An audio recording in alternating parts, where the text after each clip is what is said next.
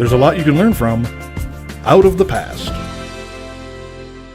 Welcome to Martin County Historical Society's Out of the Past. I'm Lenny, this is Jim. Hello. Today we've got a great show for you, but first of all, Jim, you brought a few things along from the museum. I did. I brought a box of goodies. Right. Not to eat, I don't think. No. And the box is part of the box of goodies, Lenny. Fairmont Canning Company. That's right. This is a box that was brought down that used to be used, I suppose, when they were gathering produce or what have you for production. Yeah, I would guess. Inside, I've got some interesting things. We've got this Tremont Monterey Orioles baseball helmet. Yeah, that would protect your head, I think. at least probably for a high school pitch, anyway. Sure. We've also got this East Chain Chainers T-shirt. Okay, neat. Yeah. And some KSUM certified fun money worth, let's see, $10 to a number of places in town.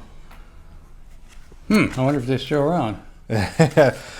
Yeah, I'm not sure. It looks like a Family Drive-In Theater. I don't think that's here anymore. Ward, St. Clair Szynski. I think we're out of luck, Jim. I think so. But we do have, I think, a very interesting interview that you just did with Bruce and Shelley Abbots. Yeah, that was about Hans Park. Should we take a look at it? Yeah, let's do it.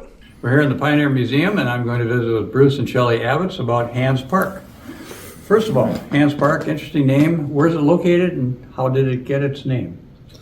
Right now it's located 6 miles south of Fairmont. When it started, it was a lot farther from Fairmont. But it's on is located on the north shore of South Silver Lake and the south shore of North Silver Lake. Okay, say that real fast.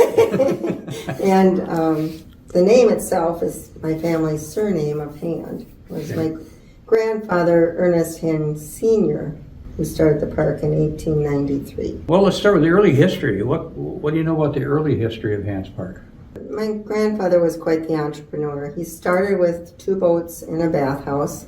He was married to Rose Seaback for until 1915 when she passed away, and during that time he built a ballroom, large house, kind of a toboggan slide, a boat slide, high dives. It was kind of a water attraction to begin with. And then he started adding entertainment in the ballroom and entertainment outside during the big events like the 4th of July. He would have people sitting on the side of the hill below the ballroom watching people wrestle on pontoon boats or stunt pilots flying. A stunt pilot on one 4th of July was supposed to drop fireworks later that night. But during his little routine, his wing dipped into the lake and he did a cartwheel and they had to pull everything out. The pilots were okay, but there was no fireworks that night.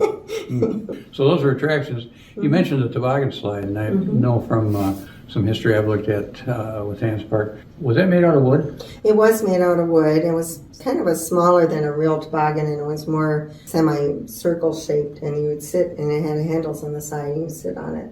And I think maybe up to 2 people could sit on it when they went down. So they sat on some type of sled? Yeah, kind of like a... To avoid slivers?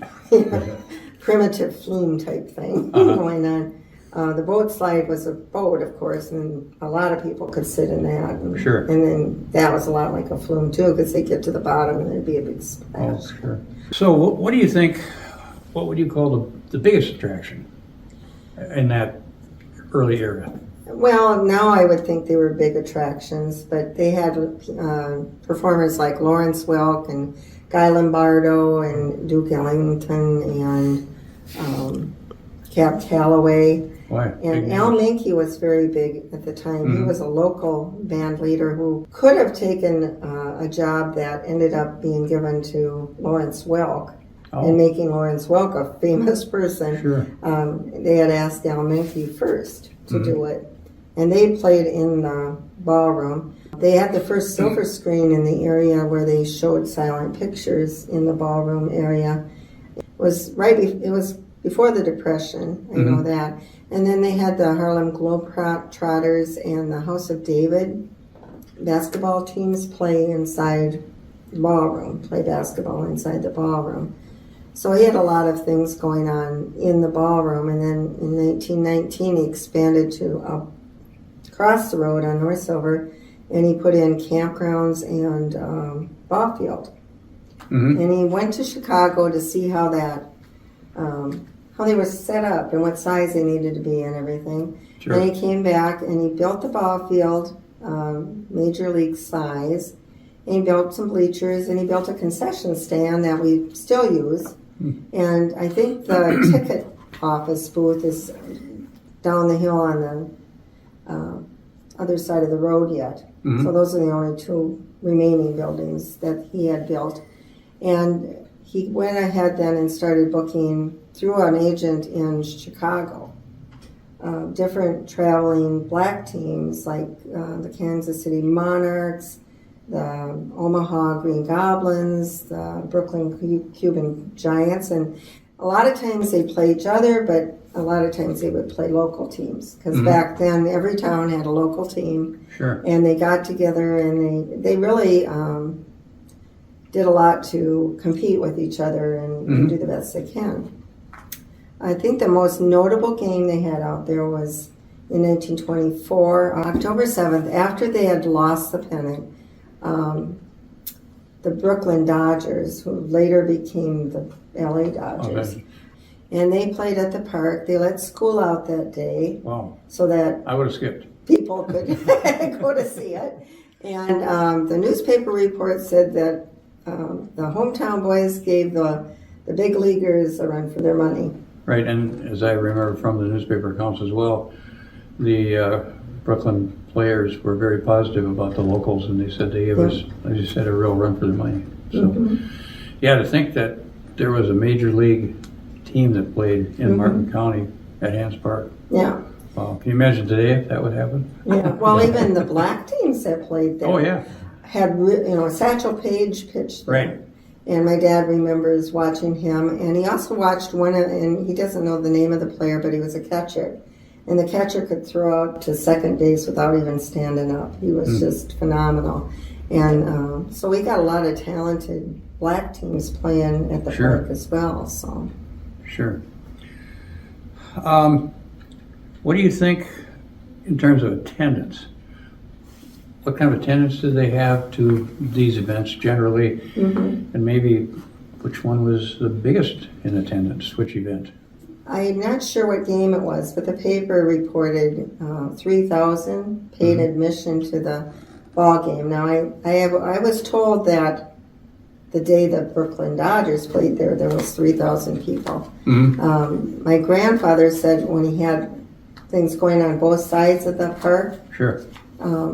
he would have up to 10,000 people. My mom said that's impossible. Where would they park? They walk in. Yeah. And he had installed his own power plant in 1912 so Really? that he could light up the park. Wow. So they could stay later and spend more money there. Well, anything else that you want to say about the earlier history of the park? Well, Vince, I or- think the only thing would be probably the tornado that went through in sure. 1936. That took down 150 mature oaks. Wow. It destroyed the ballroom. It did not destroy the house. It was right at supper time, and the hired man was in the house with the family, and he took the baby's crib and put it on top of them because glass was flying everywhere. The house was saved, but it was in bad shape.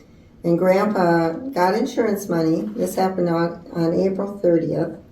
And by the 4th of July, they were open again. So they didn't waste any time rebuilding. But it was funny. Everybody wanted to come out and see all the destruction. And so Grandpa went ahead and took pictures of it all and sold them as postcards to people that came out there. Make lemonade out of lemons. Then, so.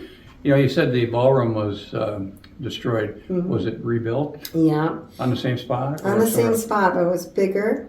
And my grandfather's brother Ellery, who was living with him, built it with redwood beams that were bolted together. He said it would take a lot for the next big wind to knock that down. And it did, because when they destroyed the ballroom, Truman Kittleson ended up buying the roof and tacked. and took it over to his farm where he had all his antique cars and used that above them there. So I think to take it apart would have been very difficult to do, and burning redwood would have been a crime. So it was a good thing that somebody saved it. So the park has changed. How has it evolved up to today? What can you tell us about that? Yep. Well, like Shelley had said earlier, it was sold out of the family. Mm-hmm. And I'm trying to figure out how many years it was out of the family. Do you know, Red? About 10. I mean, the entire park, north and south side? Yeah, it was, and that's when Shelley and I had met. It was probably back in the early 70s. Sure. I know it was back in the early 70s. And so when we dated and met the family, we'd hear all the great stories about the park. And Shelley said, you know, someday when I win that lottery, she wanted to get a piece of that park back, because that's a lot of good memories for her family, and a lot of other people out there. Well, we didn't win the lottery, but years later, I think 1992, that sounds right, found the owners of the land. The land was pretty much a dump site. And were they local or out of town? No, they were out of state, actually, out of state. And I didn't tell Shelley or Ernie or anybody, but I was kind of persistent on seeing if we couldn't get a piece of that land back. And so we were able to. I thought, great, now I got another debt looking at me, you know. But we did end up purchasing the whole north side, the 10 acres of the north side of the park, which is divided with County Road 8 there. We saw the old concession stand, like Shelley mentioned earlier, and it didn't have floor in it. It was leaning at about 45-degree angle. Oh. Trees growing through it. And Sure. just about ready to tear it down, and we cleaned it up for a little storage thing. And of course, I was young enough then when I went, hey, I can restore this thing. And, you know, so we did, because it was one of the only buildings that was kept there. Sure. Then as the time went by, local neighbors and stuff like that would come in and help us, because they'd have big machinery. Oh, sure. We ended up recycling about 80% of the refrigerators, the freezers, the bar boy, you name it. If they made it in the 1900s, it was definitely laying out there. Sure. So the mission was, after 10 years, just to kind of get it so you could walk through it and kind of enjoy the site. But you did it in 5 years. It was it was pretty quick. Like I say, with the help of the farmers, with the big trucks and the semis that came in, and what else do you need? And so that's when it really ended up fun, because we didn't know what we were going to do with the land. Shelley said, well, I want something to do with it for youth, you know. And then I saw in the paper one day they wanted to give away the Fairmont Freight Depot, and I said, well, they want to give it away. Let's move it out there. Oh. And it was after 2 years of negotiating with the railroad people about how we had to do it. We ended up getting Spencer Movers and moved that out there, and we used that as a museum and a meeting shelter for people. The most interesting story was being out there, and the old timers would come out to play baseball out there, because somebody brought me out a set of books from the 20s, and it had like the Sherburne town playing this town, this town, had all their names right down in the books. And I thought that was kind of, but I was really working to get it cleaned up for another car would pull in. And these people were in their 80s. And I used to play out there, this and that. And you watched them when they were telling you the story, and they were kids again. Yeah, memories. Just kids again. They probably didn't know, just like me at my age, I don't know what I had for breakfast, but I remember a play in 1925 when I threw that guy. Yeah. And it's like, okay, and day after day after day, finally that's when I came home and I told Shelley, I says, No ballpark. Right? yeah, I know it used to be a baseball field, and I kind of know where everything was laid out, but I says, let's put a softball field in out there, because it's a little bit more family oriented. Sure. You know, on doing that. And so that, when she thought I've been crazy for the last 50 years, but she said, who's going to play there? I says, I have no idea, but it's going to look cool when I get done. Yeah, for sure. That's how it ended up being a softball field. So what kind of uses do you get out of it today? Who uses it? They play softball out there? Do they have tournaments, families, or? Yeah, it gets more usage every year. As far as the softball field goes, it's the home field of the Traveling Girls Softball Association, which is a feeder program to the Fairmont Cardinals varsity teams. So during the summertime, they play out there. It's nice shaded area, concessions. We have music. We even have an old-fashioned scoreboard where some old man gets up there with the little numbers. I'm not going to tell you who I that can old about man guess who that is. might be, but I won't mention it. But what is interesting is they'll bring their families out there, and so I'll be up there in the scoreboard. All of a sudden, before I know it, I got 6 little kids running up on my scoreboard. Mister, what are you doing? Well, then I just tell them once. Really, I said, got to pay attention to the game. And tell them once, I go over and eat popcorn at a concession stand, and I watch them, and very rarely do I ever go up there on the scoreboard anymore. They take care of it. They seem to take care of that. Oh, that sounds like fun. That's how the field progressed. Well, then we had the other section of the park that, like Shelley mentioned earlier, that has the museum, and there's a meeting hall in that, which comfortably seats, I would say, around 100. It's air conditioned. And we have a lot of open houses there during the springtime. And we probably have had 4 or 5 weddings out there too. We put in a gazebo and overlooking the lake, just beautiful. Real nice area. And then I always say the last project, but the last biggest project was when I mentioned earlier about the softball. The kids that play out there are from 6 years old up to 18 years old. Mm-hmm. Well, the younger kids, you'd see the grandpas and grandmas. And I had my 2 porta potties out there for 25 years or however long it was at that time. And so I wanted to build some handicap bathrooms. So our last big project we took on it took us 4 years to get them done. But we don't charge for using the park. It's all donations. Oh, really? I was going to ask you about that. Yeah, it's. I tried at the beginning to apply for some grants, and you know, as far as applying for a grant, you have to have a business statement. And what I loved about that was I put my business statement down. Everybody turned down my grants, told me, you can't do it that way. You can't build a 10-acre facility, allow the public to use it, and not charge. And first thing I remember looking at it says, I can't. People, like I say, give donations, and our outfield fence, it's the old wooden type of fence.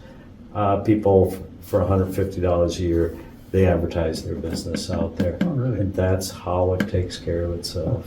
To pay for the gas and the paint and Yeah. the utilities for the lights. We put in lights. It's a lighted field. So. Yeah, which was incredible. That was another community donation. Years ago, I was sitting out there working, and we'd get to about 8:30 at night on games. Some of the girls would only get to bat twice. Sure. I felt bad about that because it was getting too dark to be a safety issue. But they'd always come over and thank us for using the park. Mm-hmm. And I told them, I said, don't worry, we're going to have lights next year. I didn't know how. I just said, don't worry, we're going to have lights next year. So I started checking to see what lights cost. And back at that time, it's about $65,000 for lights. And I'm sure it's about double that now. Yeah. So I went, I just promised these cutest little girls a lighting system. And I know I don't have that balance on the credit card.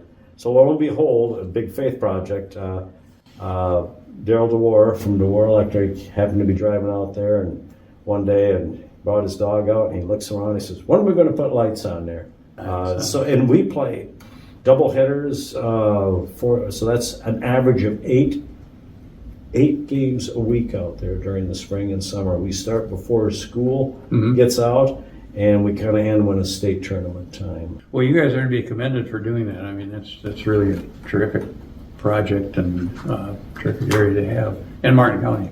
So.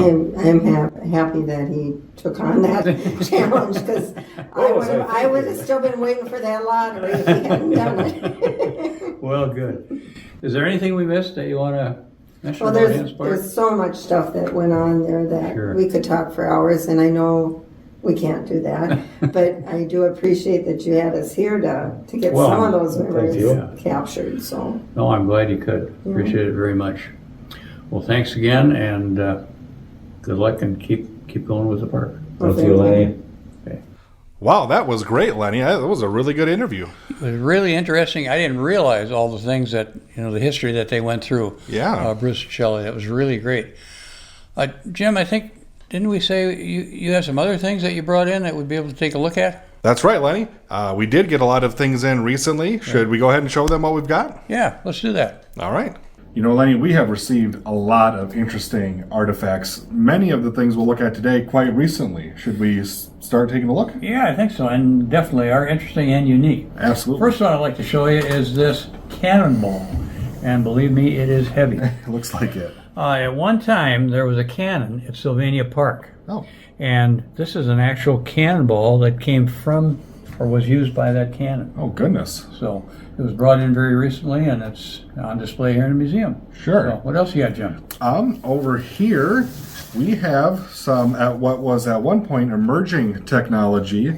These are laser discs. Lenny, did you ever use these in your classroom? Never did use a laser disc, no. Yeah, interesting.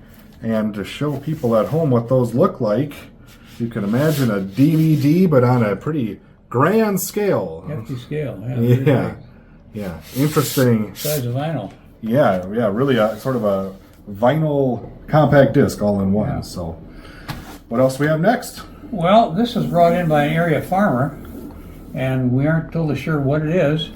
The thoughts were that possibly something that would be used to bridle a horse, Sure. Okay.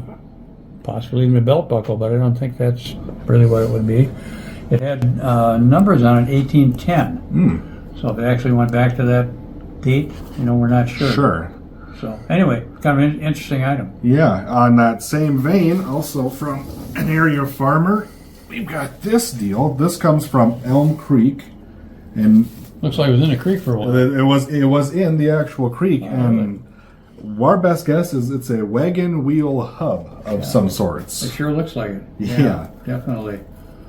So, yeah, interesting what you find when you start digging down in places around here. Definitely, yeah.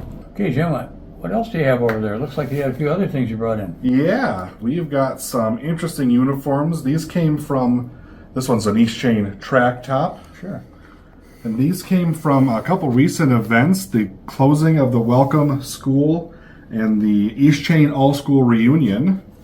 This one here is a Sherburne Raiders volleyball top. Uh-huh. We've got a Tremont Orioles Basketball? basketball jersey. And a Welcome baseball jersey. Sure. That's a colorful one, yeah. Yeah. That's really neat. Yeah, these are great to save. So, what do you got down there, Lenny? Well, from Grenada, Huntley, we've got gym shorts Oh, sure. and more gym shorts. And I'm not sure what this is. Believe that is Fairmont. A girl's gym suit. Oh, okay. Yeah. It's kind of big, but that's what it would be. Well, interesting. Do you have some more things over there, Jim? Yeah, I brought just a couple extras here. This comes out of our military room. We've got here a classic World War I gas mask. Okay. We've got here, It's very uncomfortable. yeah, I would not want to wear it. This World War I helmet, you can see with the lining there, and the classic hobnail boots. Boy. And these three items actually have something really interesting in common. They were all worn by different Martin County veterans during the same battle in World War I, and they all made their way here. Wow. So, Very interesting. yeah, very sort of tough history to think about sometimes, but yeah, glad that they were able to bring those back. So, Yeah, definitely. I'd say we have quite an interesting array here. Interesting and varied, yeah. Yeah. Very much so. Absolutely. Come on down and see them for yourselves. Hi everybody, Jim from the museum, and I am here with Alexandra Herney. She is an excellent artist, and she is working on some awesome murals, a project that is very graciously funded by the Prairie Lakes Regional Arts Council. So thank you very much to PLRAC for that. Alexandra, why don't you tell us how it's going, what you're doing? You know, it's a big project, but it's going pretty smoothly. I start with projecting an image onto the wall, and then I go in filling in with color. And I just finished over here where you can see the laying of the cornerstone and the courthouse. And then I have a few more scenes to do, and then we'll be finishing up. Sure, it's looking really great. I see we've got some already completed on the west wall here. How was that to do? You know, it was fun. I think my favorite part was the astronaut. Yeah, that's a really unique piece. You know, not many counties I think boast an astronaut as part of their history. So, yeah, that looks great. We are super excited for this project and really looking forward to seeing what else you come up with. Awesome. I can't wait. Boy, we really do get some interesting things, don't we? Absolutely. You never know what's going to walk through the door. And we want to thank all of you for watching, all of you for coming in and visiting. Thank you again from Martin County Historical Society's Out of the Past.